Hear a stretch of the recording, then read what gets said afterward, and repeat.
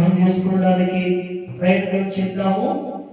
నిర్గమకాండము 19వ అధ్యాయంలో పరిశుద్ధ బైబిల్ గ్రంథంలో నుండి నిర్గమకాండము 19వ అధ్యాయము 10వ వచనాన్ని మనము అందరము కలిసి చదువుకుందాం. 9, 10, 11 వచనాలు కలిసి చదువుదాం. పేజీ నెంబరు 61, పాత నిబంధన గ్రంథము పేజీ నెంబరు 61వ పేజీలో పాత నిబంధన గ్రంథము నిర్గమకాండము 9, 10, 11 వచనాలు చదువుతాం. దయచేసి ఎవరు అశ్రద్ధగా కాకుండా ఇది నా వర్తమానాన్ని మన హృదయంలో దాచుకోవడానికి, ఆ వాక్యాన్ని అర్థం చేసుకోవడానికి ప్రయత్నం చేద్దాం. హల్లెలూయా. యెహోవా మోషేతో, ఇదిగో నేను నీతో మాట్లాడినప్పుడు ప్రజలు విని నిరంతరము నీ యందు నమ్మిక ఉంచునట్లు నేను కాలమబ్బులలో నీ వద్దకు వచ్చునని చెప్పెను.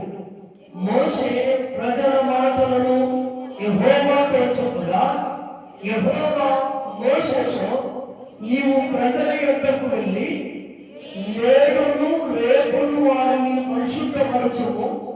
వారు తమ బట్టలు ఉతుకుకొని 3వ నాటికి సిద్ధముగా ఉండవలెను. 3వ నాడు యెహోవా ప్రజలందరి కన్నుల ఎదుట సినాయి పర్వతము మీదికి దిగి వచ్చును. దేవుడి లేఖనాలు దీవించును కాక.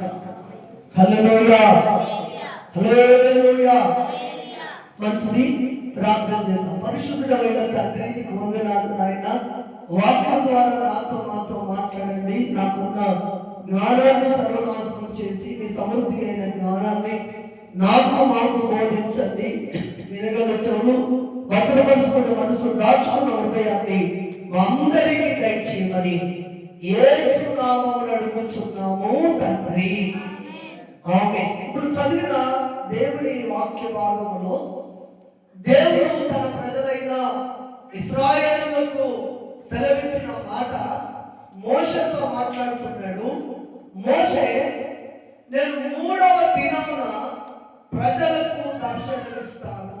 3వ దినాన నేను కారు మబ్బుల్లో ఆ పర్వతం మీదకి దిగి వస్తాను, నువ్వు వారితో మాట్లాడు అని మోషేతో దేవుడు మాట్లాడతాడు. ఈ మోషే ప్రజల దగ్గరికి వెళ్ళి ఏమంటున్నాడంటే, దేవుడు మిమ్మల్ని దర్శించబోతున్నాడు, దేవుడు మిమ్మల్ని దర్శించి నీతో మాట్లాడబోతున్నాడు కనుక నేడు రేపు మీ బట్టలు ఉతుక్కోండి, మీరు పరిశుద్ధపరచుకోండి, మీ జీవితాలను, మీ బ్రతుకులను మీరు కడుక్కోండి. ఎందుకంటే ఇశ్రాయేలు ప్రజలు ఐగుప్తు బానిసత్వంలో నుండి బయటికి వచ్చే వరకు ఆ ఇశ్రాయేలు ఐగుప్తును వీడినాడు కానీ ఐగుప్తు యొక్క ఆచారాలు వారి మనసులో ఇంకా అలానే మిగిలిపోయాయి. హల్లెలూయా. దేశాన్ని విడిచారు, ఐగుప్తును విడిచారు, కానీ ఐగుప్తు యొక్క ఆచార వ్యవహారాలు, ఐగుప్తు యొక్క పద్ధతులు, ఐగుప్తు యొక్క సంస్కృతి, ఐగుప్తు యొక్క అలవాట్లు అన్ని కూడా వారు హృదయాలలో ఇంకా గూడు కట్టుకొని ఉన్నాయి. మనం లోకాన్ని వదిలాము, బాప్తిసం తీసుకున్నాము, నీటి మూలముగా బాప్తిసం తీసుకున్నాము, ప్రభువులలో పాలు పొందుతున్నాము, రక్షించబడి ఇన్ని సంవత్సరాలైంది, ఇంకో నూతన సంవత్సరానికి మనం వెళ్ళబోతున్నాము. కానీ ఐగుప్తుల యొక్క ఆలోచనలు ఇశ్రాయేలుల మధ్యలో ఉన్నట్టుగానే లోకం యొక్క పద్ధతులు ఇంకా మన హృదయాలలో అక్కడక్కడ మచ్చలుగా గూడు కట్టుకొని ఉన్నాయి. అవి మాటలే కావచ్చు, అవి ఆలోచనలే కావచ్చు, అవి ఉద్దేశాలే కావచ్చు, పేరుకు మాత్రము దేవుని బిడ్డలుగా మనము మనుగడ కొనసాగుతుంది. కానీ మన హృదయంలో, మన మనసులో, మన ఆలోచనలో ఇంకా లోకానికి సంబంధించిన పద్ధతులు, లోకానికి సంబంధించిన ఆలోచనలు ఇంకా మనలో నుండి పోవడం లేదు. అందుకే ఈ శుద్ధీకరణ కూడిక, ఈ ప్రక్షాళన కూడిక, మీ హృదయాలను కట్టుకోండి,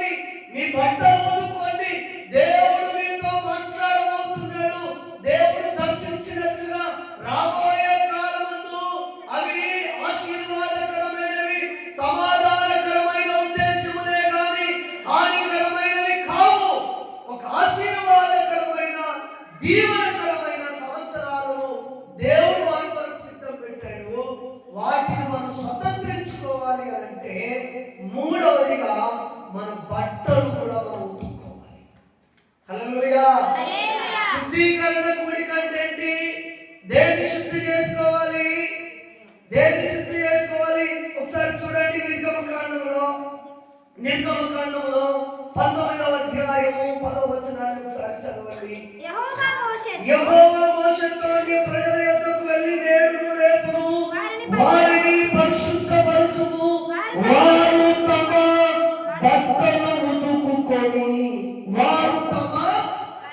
బట్టలు ఆ మురికి ఆ మలినమైన వారి వస్త్రాలను ఆ మలినమైన మురికిని ఉదుక్కొని దేవుని యొక్క ప్రసన్నత కొరకు ఆ సినాయి పర్వతం మీద కనిపెట్టాలి. దేవుడు దర్శించబోతున్నాడు. ఒక నూతనమైన ఒరవడిలో, ఒక నూతనమైన పద్ధతిలో. హల్లెలూయా.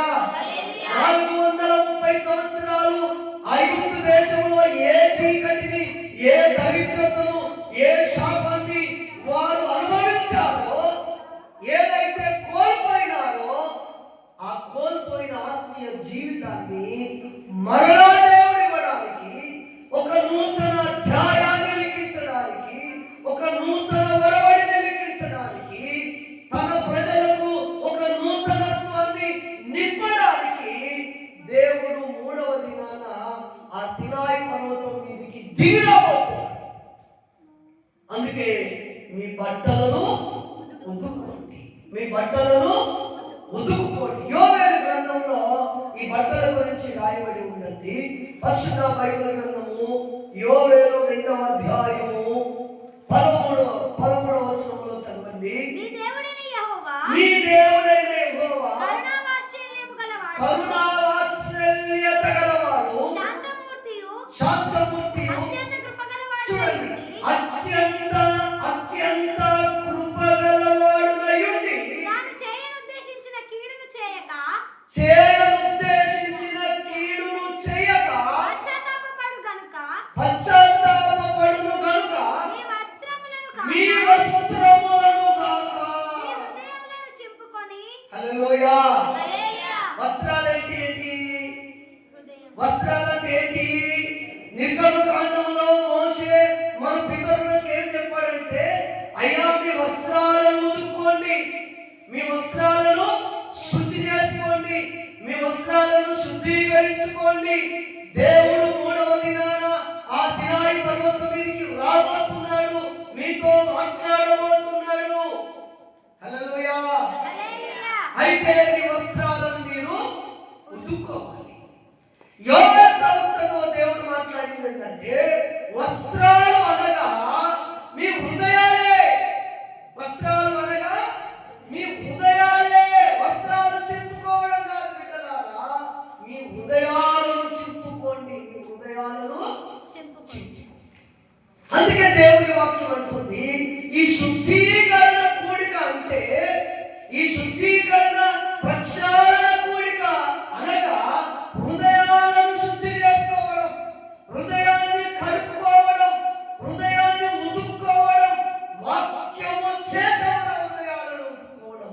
ఎందుకు? దేవుడు 3వ దినాన మనల్ని దర్శించబోతున్నాడు. హల్లెలూయా. హల్లెలూయా.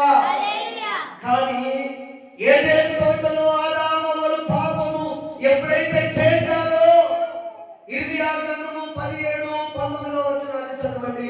17:9వ వచనాన్ని చదవండి. ఇర్మియా గ్రంథము 17వ అధ్యాయము 9వ వచనము. ఇర్మియా, హృదయము అన్నిటికంటే మోసకరమైనది, ఘోరమైన వ్యాధి కలిగి. మానవ హృదయము మోసముతో, మలినముతో, వ్యాధితో నిండిపోయింది. హల్లెలూయా. హల్లెలూయా. మలినముతో, వ్యాధితో నిండిపోయింది. ఏ హృదయము చక్కగా లేదు. ఒక సహోదరు అంటది, దేవుని వాక్యం ఏం చెప్తుంది తెలుసా? ఒక వ్యక్తి చనిపోగానే ఏమనుంది ప్రసంగి గ్రంథంలో? ఏమనుంది 12వ అధ్యాయంలో?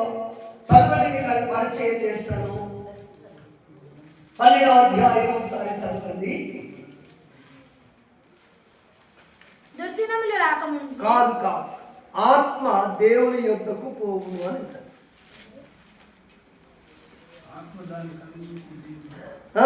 దొరికిందా? ప్రసంగి గ్రంథంలో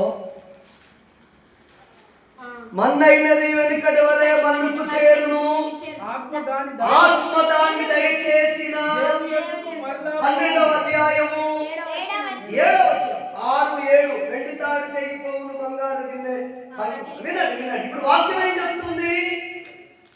మన్నైనది, వినండి వినండి, మన్నైనది వెనుకటి వలె మన్నైపోతుంది, ఆత్మ దాన్ని దయచేసిన దేవుని యొద్దకు పోతుంది. ఆత్మ దేవుని దగ్గరికి పోయినాక పిండ 3వ రోజు పిండాకులు పెట్టుకుంటే నీ మీదనే గుంజుకున్నది. అర్థమైందా? 3వ రోజు పిట్ట పెడతారు కదా, ఆ పిట్ట ఎటు పుట్టలేదంటే నీ మీదనే గుంజుకున్నది, నువ్వు పెట్టలేదని. ఆత్మ ఎక్కడ పోయింది? ఇక నువ్వు పెట్టేది ఎవరికి? ఈ మాట అన్నది ఎవరో కాదు, బాప్తిస్మం తీసుకున్న మనుషులు. హల్లెలూయా. ప్రభు బలలో చేయి వేసేవారు, ప్రభు కొరకు జీవించేవారు. ఎక్కడ మన మారు మనసు పొందింది? ఎక్కడ మనం రక్షించబడింది? దేవుని వాక్యాన్ని ఎక్కడ ఆచరిస్తున్నాం, ఎక్కడ అనుసరిస్తున్నాం మన జీవితాల్లో? ఐగుప్తును వీడినారు కానీ ఐగుప్తు యొక్క పద్ధతులు ఇంకా ఇశ్రాయేలులోనే గూడు కట్టుకొని ఉన్నాయి.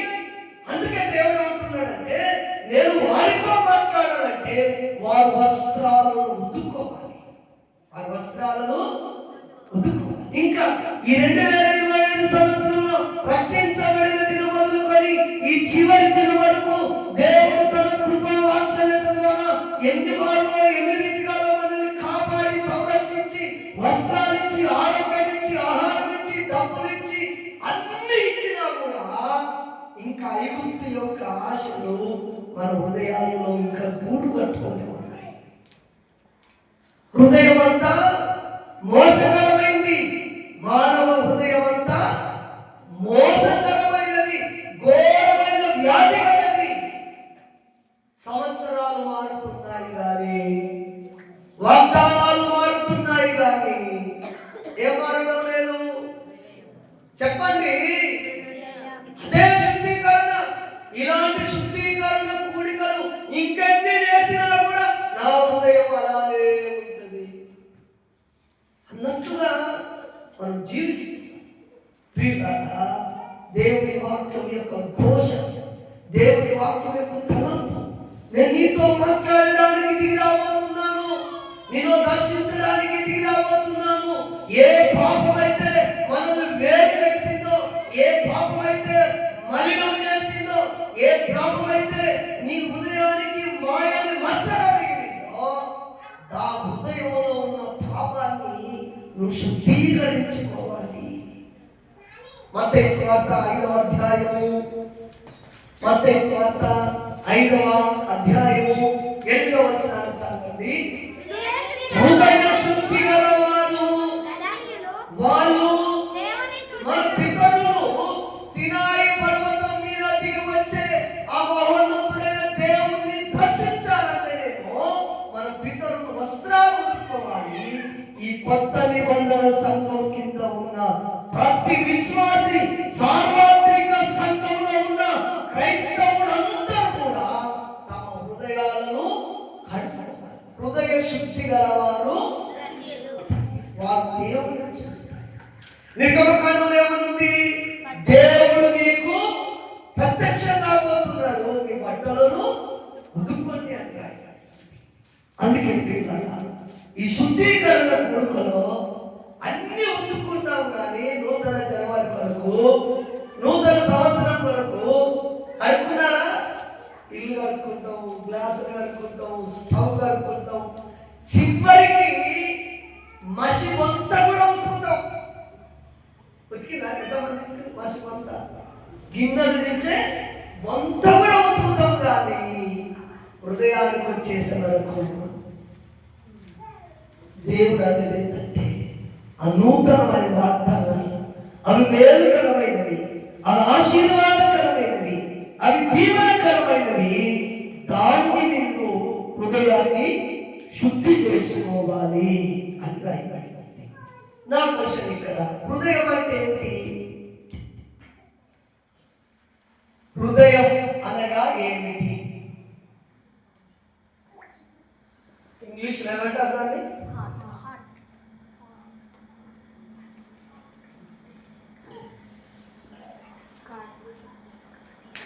హార్ట్ స్పెషలిస్ట్ అంటారా, cardiologist?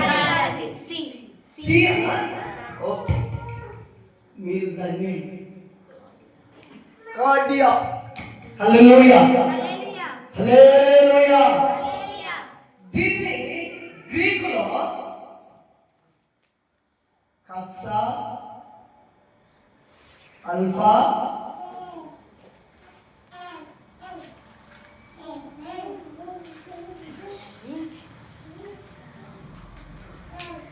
Cardia,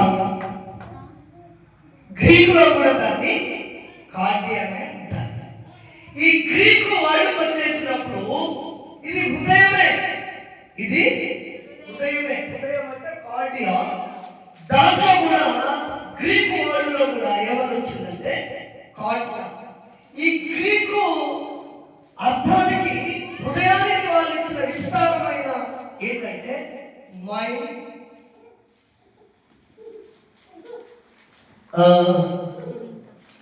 mind, will, understanding,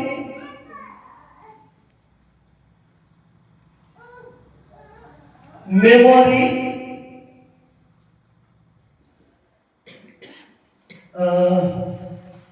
intention,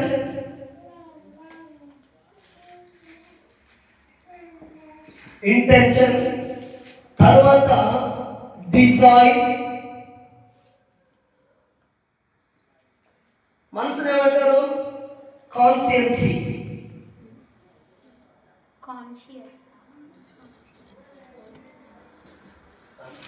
చెప్పండి ఇప్పుడు ఇది ఏంటిది? ఏంటిది మైండ్ అంటే?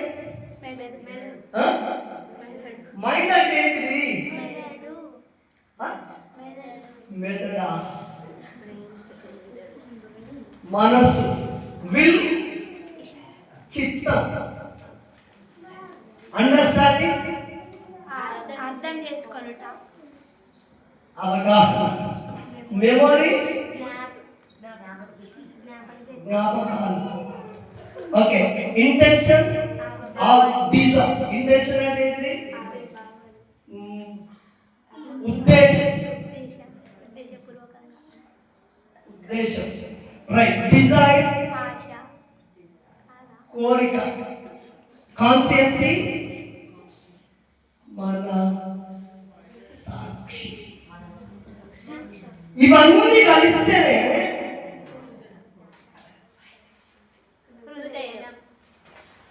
ఇప్పుడు హృదయ శుద్ధి గలవారు ధన్యులు. అంటే మనం ఏం శుద్ధి చేసుకుంటున్నాము? ఆదికాండము 6వ అధ్యాయము 5వ వచనాన్ని ఒకసారి చదవండి. ఆదికాండము 6వ అధ్యాయము 5వ వచనం. నరుల చెడుతనము భూమి మీద గొప్పది, వారి హృదయము యొక్క ఆలోచనలు కేవలము చెడ్డవి. అందుకే ఈ ప్రక్షాళన కూడికలో హృదయ శుద్ధి గలవారు ధన్యులు, హృదయ శుద్ధి గలవారు ధన్యులు, హృదయము కడుక్కో అంటున్నాం. కానీ హృదయము కడుక్కొనుటలో శుద్ధీకరించబడినవి mind, will, understanding, memory, intention, desire, కాన్షియన్సీ.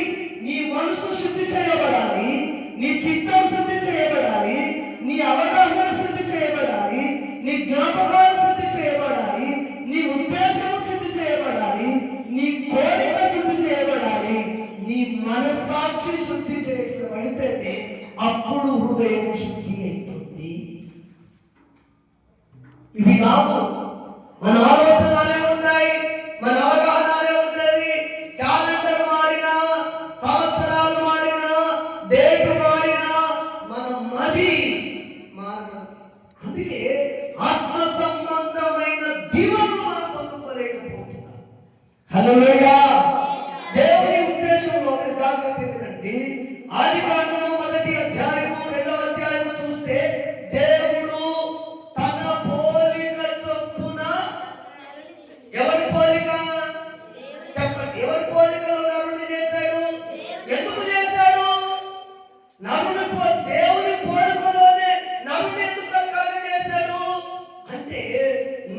ద్వారా ఈ లోకంలో ఒక దైవ రాజ్య స్థాపన జరగాలి అని. హల్లెలూయా, హల్లెలూయా. ఒక మంచి సమాజం నీ ద్వారా నిర్మాణం కావాలి. ఒక మంచి కుటుంబం నీ ద్వారా నిర్మాణం కావాలి. ఒక మంచి తండ్రిగా ఉండాలి. ఒక మంచి కుమార్తెగా ఉండాలి. ఒక మంచి కుమారుడిగా, ఒక మంచి కోడలిగా, ఒక మంచి అత్తగా ఈ లోకంలో నీ మనుగడ కొనసాగించాలని దేవుడు తన పోలిక చొప్పున నిన్ను ఈ భూలోకంలో చేశాడు. కానీ ఆ పోలిక చెడిపోయింది. మనసుకు మలినమంటింది, చిత్తానికి మలినమంటింది. అవగాహన, జ్ఞాపకాలు, ఉద్దేశాలు, కోరికలు, మనస్సాక్షి అంతా మలినమైపోయి దేవునికి దూరమైపోతున్నారు మానవ జాతి. అందుకే పిల్లారా, రాబోయే నూతన సంవత్సరం, ఇంతకుముందు మనం ఆ సంవత్సరం చూడలేదు. ఇంతకుముందు ఆ కాలాన్ని మనం తాకలేదు. ఇంతకుముందు ఆ రోజులను మనం చూడలేదు. హల్లెలూయా, హల్లెలూయా. దేవుడిచ్చే వాగ్దానాల కొరకు, దేవుడిచ్చే ఆ నూతన ఒడంబడిక కొరకు, దేవుడిచ్చే ఆ నూతన సామ్రాజ్యం కొరకు, దేవుడివ్వబోయే ఆ నూతన సామ్రాజ్యం కొరకు, ఆ నూతన వాతావరణం కొరకు, ఆ నూతన రాజ్యం కొరకు మన పితరులు బట్టలు తొక్కుంటే మన హృదయాలను శుద్ధి చేసుకోవాలి. హృదయం అంటే ఏంటి? ఏమేమి శుద్ధి కావాలి? మైండ్, కార్డియా, ఇవన్నీ కలిస్తేనే హృదయం అండి. ఇది వేరు, ఇది వేరు, ఇది వేరు, ఇది వేరు, ఇది వేరు. ఇవన్నీ శుద్ధీకరించాలి. అందుకే ఆదికాండంలో ప్రభు యొక్క ఘోషించి తెలుసా, నరులను చేసినందుకు ఎందుకు చేస్తిరా అని దేవుడు తన హృదయంలో నొచ్చుకున్నాడట. అంటే మానవ జాతి ఆదికాండం 6వ అధ్యాయం వచ్చేసే వరకు ఎంత దుర్భరమైన పరిస్థితిలోకి వెళ్ళిపోయిందో ఒకసారి ఆలోచన చేయండి. క్రీస్తు పూర్వము దాదాపుగా 6,000-7,000 సంవత్సరాల క్రితం ఆదికాండం రాయబడితే ఇప్పుడు క్రీస్తు శకంలో మనం ఉన్నాం. అప్పటి నుండి అంచెలంచెలుగా మానవ జాతి అంతా మలినమైపోతా ఉంది. ఉద్దేశాలు, ఆలోచనలు, ఎవరి బిడ్డల యొక్క ఆలోచనలు, తల్లిదండ్రుల యొక్క ఆలోచనలు, అత్తగూడల యొక్క ఆలోచనలు, సమాజం కాపరి ఆలోచన వేరు, విశ్వాసుల ఆలోచన వేరు. కారణం ఏంటంటే నువ్వు దేవుని స్వారూప్యతలోకి రాకూడదనేదే అపవాది యొక్క మెయిన్ ఉద్దేశం. హల్లెలూయా, హల్లెలూయా. ఈ ప్రక్షాళన కూడికలో ఒక నూతనమైన దీవెన కొరకు మనం వెళ్ళబోతున్నాం. మన హృదయాలను శుద్ధి చేసుకుంటాం. హల్లెలూయా, హల్లెలూయా. యేసు ప్రభు చేసిన అద్భుతాలను మీకు ఒకటి జ్ఞాపకం ఉందా? పుట్టుకతో గుడ్డివాడు. ఆ గుడ్డివాడి కన్నులు తెరవడానికి యేసు ప్రభు చేసింది ఏంటంటే భూమి మీద ఉంచి బురద చేసి వారి కన్నులకు రాసి నువ్వు వెళ్ళి కొనేరులో కడుక్కో అంటే వాడు సగం కడుక్కుంటే మనుషులు ఎట్లా కనబడ్డారు? చెట్లలాగా వాళ్ళు కనబడ్డారు. ఎందుకు? ఇంకా మసక ఉంది. క్రైస్తవ సమాజానికి ఇంకా పూర్తిగా కడుక్కోవడం లేదు. మసకనే కనబడుతుంది దేవుని రాజ్యం. అందుకే ప్రభు ఏమంటాడు తెలుసా? మరొకసారి కడుక్కోకుండా మరొక అవకాశాలు దేవుడు ఇచ్చింది. ఈ 2025 ముగించబడుతుంది. ఇంకొక సంవత్సరం దేవుడు మరొక అవకాశాన్ని దేవుడు మనకు ఇవ్వబోతున్నాడు. వాక్యం ద్వారా మన కన్నులను కడుక్కుంటాం. హల్లెలూయా, హల్లెలూయా. రెండవసారి దేవుని మాట ప్రకారం అతడు తన కన్నులు కడుక్కొనగా అప్పుడు మనుషులు ఉన్నది ఉన్నట్టుగా ఆ ఫిగర్, ఆ ఇమేజ్. అట్లనే పిల్లల దేవుని దీవెనలు అతి విస్తారములు, అతి శ్రేష్టమైన దీవెనలు. అవి సమాధానకరమైనవే గాని అవి సమాధానకరమైనవే గాని హానికరమైనవి కావు. మానవ జాతిని ఎప్పుడు హానిలో పడవేయాలని దేవుని ఉద్దేశం కాదు. ప్రతి సంవత్సరం ఒక నూతనత్వాన్ని నింపాలని, ప్రతి రోజు ఒక నూతన ఆశీర్వాదం ఇవ్వాలని తండ్రి అయిన దేవుని తపనైంది. కనుక ప్రియులారా, శుద్ధి చేసుకుందాం. మన హృదయాలను, మన మనసులను, మన ఆలోచనలను శుద్ధి చేసుకుందాం. దేవుని యొక్క ప్రత్యక్షత, ఆయన ఇచ్చే ఆశీర్వాదాలు అప్పుడు మనకు కనబడతాయి. హల్లెలూయా. ఇంకో విషయం తెలుసా, ఆయన మొదటిసారి కట్టుకున్నప్పుడు యేసు ప్రభు కూడా చెట్టు దగ్గర కనబడ్డాడు. యేసు ప్రభు శరీరధారిగా ఉన్నాడు కదా, ఇట్లా కట్టుకున్నాడు. యేసు ప్రభు ఎక్కడ కనబడుతున్నాడు? ఒక చెట్టు దగ్గర కనబడుతున్నాడు. మరి ఆయన మరొకసారి కట్టుకో. అట్లనే ఈ చివరి ఈ సంవత్సరం ఎండింగ్ లో మన హృదయాలు కట్టుకుంటే దేవుని యొక్క స్వయం ప్రత్యక్షత. హల్లెలూయా. చెప్తాం హల్లెలూయా. ఆ పద్మాసు దీపంలో పరిశుద్ధుడైన యోహానుకు ప్రత్యక్షమైన సర్వోన్నతుడైన దేవుడే మన ఆత్మీయ జీవితాల్లో ఆయన స్పష్టంగా మనకు దర్శనమిచ్చి మాట్లాడే రోజులు రాబోతున్నాయి. అందుకే అక్కడక్కడ కళల ద్వారా నీకు దేవుని దర్శిస్తాడు. ఆ కళలు నిజ స్వరూపం కొరకు. హల్లెలూయా. హల్లెలూయా. కొన్ని కళలు ఉంటాయి కదా, దేవదూతలు వచ్చినట్టు, దేవుడు మాట్లాడినట్టు కళలు. ఈ కళలు ఎప్పుడన్నా మీరు మేఘాల మీద వెళుతున్నట్టు. హల్లెలూయా. ఇప్పుడు విశాల్ మార్ట్కి ఎప్పుడు పోవాలి? సుమంగళి షాపు, డిమార్ట్, జూడియో, జూబియో,